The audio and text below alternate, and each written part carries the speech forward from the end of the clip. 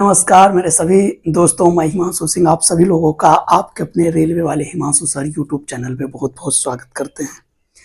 सबसे पहले मैं बता दूँ, आप सभी लोग इस चैनल पे नए होंगे और ये मेरा नया चैनल है, क्योंकि आपको भी पता होगा जब से जॉब लग गई है रेलवे में, उसके बाद से थोड़ा-सा कम समय मिल पा रहा है आप लोगों के बीच समय बिताने के लिए।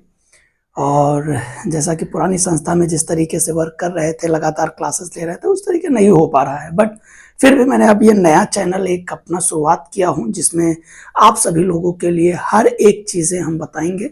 हमने कौन-कौन से एग्ज़ाम क्लियर किए, किस हिसाब से क्लियर किए, क्या स्ट्रैटेजी रही और किस हिसाब से आप अगर वही चीज़ पालन करेंगे तो आपका कैसे सिलेक्शन हो जाएगा, इन सब पर हम बात करने के लिए ये चैनल आपके लिए पूरा का पूरा डेडिकेट कर दिया है। सबसे पहले आज जो ये वीडियो मैं आप लोगों के लिए बना रहा हूँ, इस वीडियो में सबसे पहला है कि हमने एसएससी जो एमटीएस का है, जो 10th लेवल के ऊपर वाले बच्चे हैं, वो एग्ज़ाम हमने कैसे क्लियर किया था। फिर चाहे वो 2016 बैच की बात हो, 2018, 2019, 2021, जब मैंने दिया है एग्ज़ाम, इस बीच जो गैप आया ना, उसमें हमने एग्ज़ाम भी नहीं दिया। ये भी जान लीजिए, किसी न किसी जगह हम फँसे रहे, या कभी एग्ज़ाम एक दूसरा मतलब एक एग्ज़ाम ऐसे है, उसके उसी डेट में दूसरा एग्ज़ाम पड़ जा रहा है, इस वजह से भी कई एग्ज़ाम हमारे छूट गए थे। तो मैंने 2021 का भी मैंने इसमें स्क्रीनशॉट लगा दिया है, 2019 का भी लगा दिया, और 2016 का हम निकाल रहे थे लेकिन हमको कहीं मिला नहीं। बट हम बता दे रहे हैं, 2016 में जो है एग्ज़ाम जो होता था तो 150 नंबर का होता था, 100 ही क्वेश्चन होते थे। उसमें मेरे 86 सही थे और 14 गलत थे, ठीक है। जिसमें से हमारा जो नंबर बन के आया था वो 125.5 था। याद रखना, 150 में से माइनस मार्किंग की भी थी। जो मेरिट गई थी वो जनरल की गई थी 110, उसके बाद ये गया था प्री का, फिर मेंस होता है रिटन टेस्ट, उसमें 116 गया था, सॉरी 122 गया था। पहले 116 गया था, फिर 122-23 गया था, और उसके बाद वेरिफिकेशन के बाद भी 125 के बाद ऊपर गया था, ठीक है। लेकिन कहते हैं कि जब जॉब लगना शुरू होता है, मेहनत करते रहोगे तो लगातार लगता रहेगा।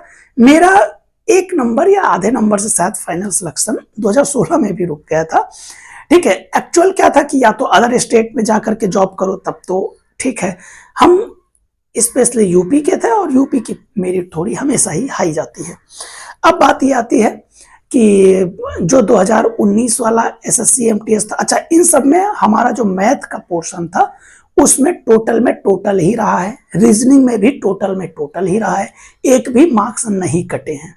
स्क्रीनशॉट में साफ तौर पे हमने दोनों का लगा दिया है। अब तो 100 नंबर का 25 क्वेश्चन मैथ, 25 क्वेश्चन रीजनिंग हो गया है, तो 100 मतलब 25 मैथ में 25 और 25 रीजनिंग में भी 25, ये चाहे 21 की बात करें, 19 की बात करें, हमेशा का ही है, ठीक है। एसएससी सीजीएल में भी है, हम उसका भी एक सोचे हैं वीडियो बनाने के लिए, जब हमने क्लियर किया है। तो सबसे पहली चीज है कि रणनीति क्या रहती थी। तो रणनीति ऐसा होता था कि जब एग्जाम आता था, हम पढ़ाते भी थे, लगभग 8 घंटे 9 घंटे लगातार हमारा पढ़ाना होता था।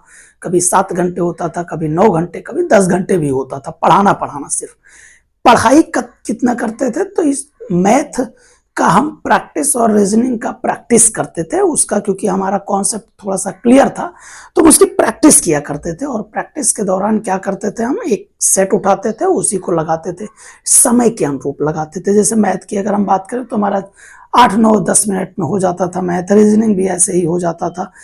और इंग्लिश में हमको थोड़ा सा समय लगता था, क्योंकि इंग्लिश हमारी थोड़ी सी वीक थी यार, तो हम उसको बहुत पढ़ते थे, समझते थे, क्योंकि मेरे पास समय रहता था, तो इसलिए बहुत बारीकी से हम उसको करने का प्रयास करते थे। कभी कभी मैथ में 15 मिनट भी लगता था, रीजनिंग में कभी कभी कोई क्वेश्चन ऐसा आता था, फंस जाता था, उसमें भी टाइम लग जाता था। तो ऐसा कोई बहुत मायने बात नहीं है कि नहीं हम 7 मिनट में करते थे, नहीं हम 10 मिनट में करते थे, ऐसा कुछ नहीं था। कभी कभी मेरा भी समय, एग्जाम में क्या होता है, थोड़ा सा प्रेशर हो जाता है, इस वजह से कभी कभी उसमें 2-4 मिनट ज्यादा भी लगता था। ऐसा नहीं है कि एकदम एक्यूरेट 10 मिनट ही लगता था। ऐसा भी हुआ है कि 20 मिनट मैथ में लगे हुए हैं, रीजनिंग में एक ही क्वेश्चन में मेरा 5 मिनट लग गया था। तो ये होता है, एग्जाम में होता है, ये जान लीजिएगा। बात आती है कि हम मैथ के लिए क्या करते थे, तो सबसे पहला होता था कि हम मैथ के लिए यार प्रैक्टिस करते थे, और प्रैक्टिस ये होता टेस्ट सीरीज लगाना, टेस्ट सीरीज इतना अहम रोल प्ले किया है हमारी लाइफ में कि हम जितने भी एग्ज़ाम दिए हैं हमें कम समय मिलता था, लेकिन हम उसमें प्रैक्टिस करते थे, सेट सॉल्व करते थे, जिस वजह से होता क्या था कि हमारा पूरा का पूरा जो है प्रैक्टिस समय के अनुरूप हो जाता था और एग्ज़ाम में हमारे पास बहुत समय बच जाता था, ये होता था। आज हम देखते हैं कई सारे बच्चों का ये भी शिकायत होता है कि सर हमारे पास 5 मिनट नहीं समय होता है, बताइए टाइम जो है कम देते हैं, ऐसा वैसा, जबकि अगर मेहनत किया जाए तो उस टाइम पीरियड में किया जा सकता है। ठीक है, तो मैथ के लिए भी हमारा एक ही चीज़ रहा है कि हमने प्रैक्टिस खूब की है और रीजनिंग के लिए भी हमने प्रैक्टिस की। ये तब होता है प्रैक्टिस जब आपका कॉन्सेप्ट क्लियर हो। अब उन बच्चों के लिए जिनका मैथ बिल्कुल वीक है, रीजनिंग में भी 25 में 20 ही आ रहा है, उनके लिए एक मैं सजेशन दूंगा कि सबसे पहले वो किसी भी टीचर को फॉलो करें।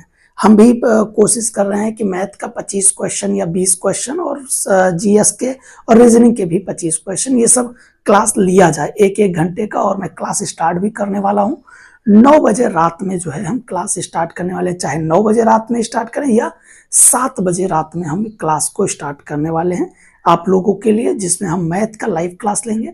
और सुबह जो है हम लगभग 6 बजे के आसपास या 7 बजे के आसपास हम क्लास स्टार्ट करेंगे, तो उसमें हम रीजनिंग की क्लास लेंगे। ठीक है, तो आप लोग बिल्कुल एकदम तैयार रहिएगा, सेशन करेंगे, बहुत फायदा होगा। हम उन्हीं क्वेश्चन को रखेंगे जो आपके प्रीवियस ईयर में आए हुए क्वेश्चन है और वो क्वेश्चन जहां पे आप लोग फंसते भी हैं।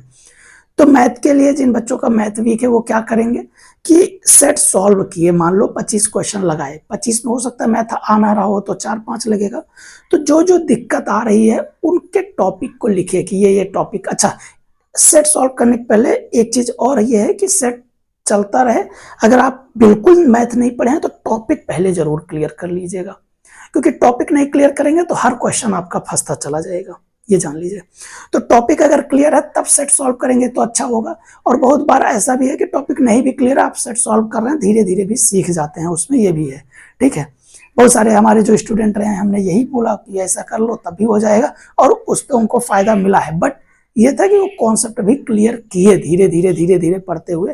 जैसे क्या होता था कि बहुत सारे लोगों को मैथ खूब आती है लेकिन वो समय के अनुरूप नहीं कर पाते हैं, उनके पास ट्रिक्स नहीं होती है, तो प्रैक्टिस के दौरान तो लगा लेते हैं लेकिन उनका कॉन्सेप्ट बहुत सारे क्वेश्चन में नहीं क्लियर होता, तो उसके लिए कॉन्सेप्ट जरूरी होता है। तो आपको क्या करना है, किसी भी टीचर को, चाहे हमसे पढ़ लीजिए या मार्केट में आप देख ही रहे हैं यूट्यूब पे तरह तरह के टीचर हैं, आप किसी का चाहे कोर्स लेकर पढ़ लीजिए, चाहे आप यूट्यूब पे तो हर चीज़ अवेलेबल है, आप वहाँ पर भी पढ़ सकते हैं। जो जो टॉपिक आपका वीक है उसको कवर करिए, रीजनिंग का भी टॉपिक कवर करिए और मैथ का भी, क्योंकि ये दो ऐसे सब्जेक्ट हैं जहाँ पर आप 100% स्कोर कर सकते हैं, जैसे मेरा हुआ है कि टोटल एक भी ना कम होगा ना ज़्यादा होगा। तो कम नहीं होता है, तो इसके लिए ये बेनिफिट हो जाता है कि हर एग्जाम में आप ही सोचिए 100 में 50 नंबर एकदम श्योर हो जाए, 50 में आपको लगाना है, तो 50 में जो है जीएस और इंग्लिश है, तो जाहिर सी बात है उसमें आपका 30 तो सही चला जाता है, क्योंकि इंग्लिश है, अगर इंग्लिश अच्छी है तो 15-20 इंग्लिश चली जाएगी, 15 इंग्लिश चला गया सही, 15 जीएस चला गया कट कुट के, तो अपना 30 आ गया, 50-30-80 ऑटोमेटिक, तो एग्जाम ऐसे ही क्लियर हो जाते थे। तो ये चीज़ आपको भी करना है कि प्रयास करना है, प्रैक्टिस करना है, प्रैक्टिस के बाद उसका एनालिसिस करना है, एनालिसिस करके आपको क्या करना है, जो पॉइंट आपका वीक है उसका एक पूरा का पूरा प्रॉपर क्लास ले लेना है। उसके बाद फिर उसी टॉपिक का प्रैक्टिस करना है और बस क्लियर हो जाएगा। ठीक है। अच्छा, बहुत सारे बच्चों का ये भी है, सर आप कितने घंटे पढ़ते थे? तो देखो यार, मैं कितने घंटे पढ़ता था इसका कोई मतलब नहीं है। क्यों? क्योंकि मैं एक टीचर था और मैथ और रीजनिंग हमारा स्ट्रॉन्ग पॉइंट था, इसलिए हमको ये टॉपिक नहीं पढ़ना पड़ता था ज़्यादा। सबकी अपनी अपनी स्ट्रेटजी होती है, बट हम एक जो कॉमन स्ट्रेटजी है वो मैं बता देता हूँ कि लगभग अगर आप थोड़ा जो है मेहनत करना चाहते हैं, कहीं इंगेज नहीं हैं, जैसे जॉब कहीं नहीं कर रहे हैं, एकदम फ्री हैं, तो आपको मुझे लगता है कि 6 से 8 घंटे पढ़ाई करना ही चाहिए, करना चाहिए। क्योंकि इससे कम अगर आप पढ़ेंगे तो आप देख रहे होंगे एसएससी का जो एमटीएस का है उसमें हाई मेरिट जाती है, मैक्सिमम मतलब जितना हो सकता है, पर जितना नंबर आ जाए कम ही रहता है, ये जान लो, इतनी मेरिट जाती है। तो आपको अच्छा खासा मैथ में भी करना होगा, अच्छा खासा रीजनिंग में भी, इंग्लिश में भी और जीएस में भी। ये पूरा का पूरा ये बिगनर के लिए है, जो 2-4 साल से तैयारी कर रहे हैं उनके लिए क्या है कि वो प्रैक्टिस खूब जितना लगा पाएं। मतलब मुझे लगता है कि पर डे एक प्रैक्टिस करना चाहिए टोटल का, और सब्जेक्टिव प्रैक्टिस जैसे मैथ का है 20 क्वेश्चन लगा लिया, इंग्लिश का 20 क्वेश्चन लगा लिया, 25 क्वेश्चन लगा लिया, समय के अनुरूप ये भी अलग से करना है। और प्लस सेल्फ स्टडी में जीएस का भी पढ़ना है, जो सब्जेक्ट पढ़ना होता है, टेस्ट नहीं सब्जेक्ट पढ़ना होता है, वो भी आप पढ़ते रहिएगा। और स्पेशली करंट अफेयर्स और ये जीएस के लिए भी आप लगातार पढ़ते रहे। इसके लिए तो मैं मतलब एक पत्रिका है तो मैं वही पढ़ता था, मंथली पत्रिका आती थी, कई सारा टारगेट टाइम्स था और कंपटीशन टारगेट था और ऐसे ऐसे एक एक महीने की जो पत्रिकाएं थी, तो ये पत्रिकाएं मैं पढ़ता था और जीएस में मेरे अच्छे खासे स्कोर हो जाते थे, जिससे हम पास हो जाते थे। ठीक है, आप भी यही कर सकते हैं, बहुत ज़्यादा मतलब पढ़ने की आवश्यकता नहीं है कि, क्योंकि देखो एसएससी की तैयारी कर रहे हैं, कोई पीसीएस आईएएस की तैयारी तो कर नहीं रहे हैं। 2-4 क्वेश्चन टफ आएगा, छोड़ देना है, कोई दिक्कत नहीं है। मैथ रीजनिंग में अच्छा स्कोर करोगे, उधर छोड़ोगे भी तो कोई दिक्कत नहीं है। ठीक है, ये आपको करना है। दूसरी चीज़ ये है कि यार देखो बाकी भी स्ट्रेटेजी अगर आपको, जैसे जो ये मेरे समझ में आ रहा है वो मैंने बता दिया आपको कि किस हिसाब से आप मार्क्स गेन कर सकते हैं, कैसे आप एसएससी एमटीएस में मैंने किस तरीके से किया था। मैं तो भाई यही करता था, रोज प्रैक्टिस लगाता था, रोज एनालिसिस करता था, सब्जेक्ट की प्रैक्टिस सब्जेक्टिव प्रैक्टिस अलग अलग करते थे, एक साथ भी करते थे और बाकी पढ़ाते तो थे ही, तो वो होता था। लेकिन ये था कि मैं एनालिसिस बहुत तगड़ा करता था कि अगर क्वेश्चन गलत है तो क्यों गलत है, और उसके पीछे का लॉजिक की दोबारा फिर वो क्वेश्चन नहीं गलत होता था। और दूसरी चीज ये थी कि हम एक ही टॉपिक को कम से कम 3-3, 4-4, 5-5, 6-6 बार पढ़ते थे। याद है फिर भी रिवीजन, याद है फिर भी रिवीजन। जो अपना शॉर्ट नोट बनाते थे वो भी रिवीजन करते थे। शॉर्ट नोट बहुत बड़ा नहीं, जीएस का कुछ एक चीज हम लिख लेते थे जो कि कभी जल्दी देखते नहीं थे, बस एग्जाम टाइम पे 4-5 बार उसी को पढ़ लिया करते थे। ठीक है मेरे प्यारे दोस्त, ये आपके लिए चैनल बनाया गया है, आप इस चैनल को सब्सक्राइब जरूर करिए और साथ ही साथ जितने भी एसएससी का या रेलवे का प्रिपरेशन कर रहे हैं, वनडे एग्जाम की तैयारी कर रहे हैं, उन सभी दोस्तों को ये जो है शेयर कर दीजिएगा। हमारे टेलीग्राम चैनल से भी जुड़ जाइएगा, टेलीग्राम का लिंक आपको डिस्क्रिप्शन में मिल जाएगा, आप उससे जुड़ सकते हैं। वहां पर आपको पीडीएफ प्रैक्टिस सेट रोज आपको मैं प्रोवाइड करा रहा हूं, आप उसको लगाते रहिएगा, इंगेजमेंट बढ़ता रहेगा, आपका मार्क्स भी बढ़ता रहेगा और हमारे साथ आपका थोड़ा सा और अच्छा रिश्ता जब हो जाएगा तब आप समझेंगे कि हाँ सर बिल्कुल ऑथेंटिक और रियल जानकारी देते हैं। ठीक है, चलिए फिर thank you for watching this session, enjoy करिए, मस्त रहिए, बिंदास रहिए और इसी तरीके से सेशन लेकर के फिर हम आते हैं। ठीक है, बाय बाय।